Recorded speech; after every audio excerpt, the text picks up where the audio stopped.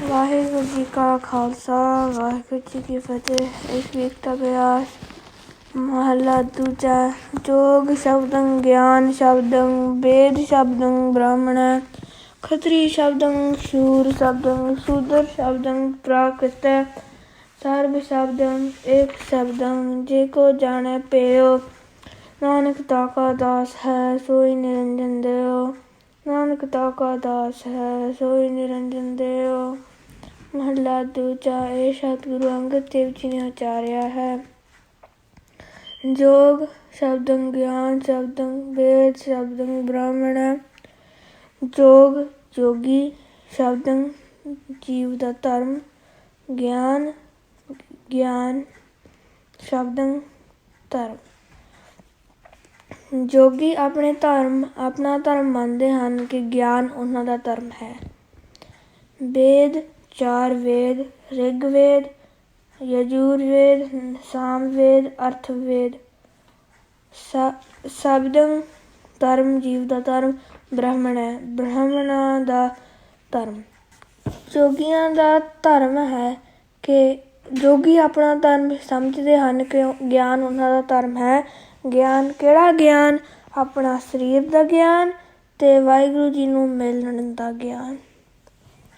ਵੇਦ ਸ਼ਬਦੰ ਬ੍ਰਾਹਮਣ ਹੈ। ਬ੍ਰਾਹਮਣ ਹੁੰਦੇ ਹਨ ਪਹਿਲਾਂ ਪੁਰਾਤਨ ਸਮੇਂ ਵਿੱਚ ਜਿਹੜੀ ਵਰਨ ਵੰਡ ਹੁੰਦੀ ਸੀ ਕਾਸਟ ਸਿਸਟਮ, ਉਹਦੇ ਵਿੱਚ ਬ੍ਰਾਹਮਣ ਸਭ ਤੋਂ ਹਾਈਐਸਟ ਕਾਸਟ ਮੰਨੀ ਜਾਂਦੀ ਸੀ। ਅਤੇ ਬ੍ਰਾਹਮਣਾਂ ਦਾ ਧਰਮ ਹੈ ਕਿ ਜਿਹੜੇ ਚਾਰ ਵੇਦ ਹਨ ਉਹਨਾਂ ਨੂੰ ਪੜ੍ਹਨਾ ਅਤੇ ਉਹਨਾਂ ਤੋਂ ਗਿਆਨ ਲੈਣਾ। ਖੱਤਰੀ ਸ਼ਬਦੰ ਸੂਰ ਸ਼ਬਦੰ ਸ਼ੂਦਰ ਸ਼ਬਦੰ ਪ੍ਰਾਕ੍ਰਿਤ ਹੈ।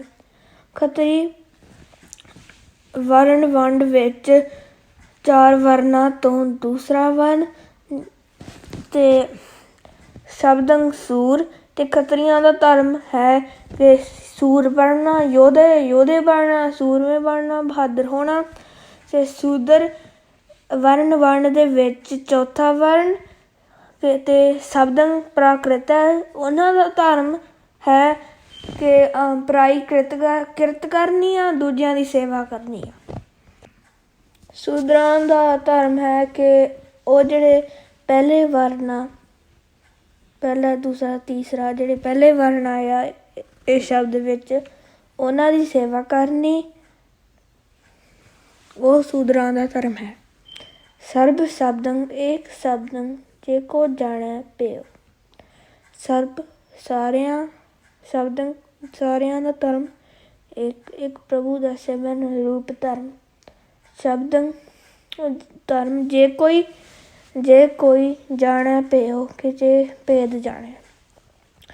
ਸਾਰਿਆਂ ਦਾ ਇੱਕ ਹੀ ਧਰਮ ਹੈ ਅਤੇ ਉਹ ਧਰਮ ਹੈ ਕਿ ਵਾਹਿਗੁਰੂ ਜੀ ਨੂੰ ਜਪਣਾ ਵਾਹਿਗੁਰੂ ਜੀ ਨੂੰ ਖੁਸ਼ ਕਰਨਾ। ਅਤੇ ਜੇ ਕੋਈ ਇਹ ਧਰਮ ਦਾ ਭੇਦ ਜਾਣ ਲੈ ਅੱਗੇ ਵਾਹਿਗੁਰੂ ਜੀ ਗੁਰੂ ਜੀ ਕਹਿੰਦੇ ਹਨ ਕਿ ਨਾਨਕ ਤਾਕਾ ਦਾਸ ਹੈ ਸੋਈ ਨਿਰੰਜਨ ਦਿਓ। ਤਾਕਾ ਉਸਦਾ ਦਾਸ ਸੇਵਕ ਜਨ ਹੈ ਸੋਈ ਉਹੀ ਨਿਰੰਜਨ ਕਾਲਕ ਤੋਂ ਰਹਿਤ ਅੰਜਨ ਰਹਿਤ ਦੋਸ਼ ਰਹਿਤ ਦਿਓ ਪਾਰ ਬ੍ਰਹਮ ਕਰਤਾਰ।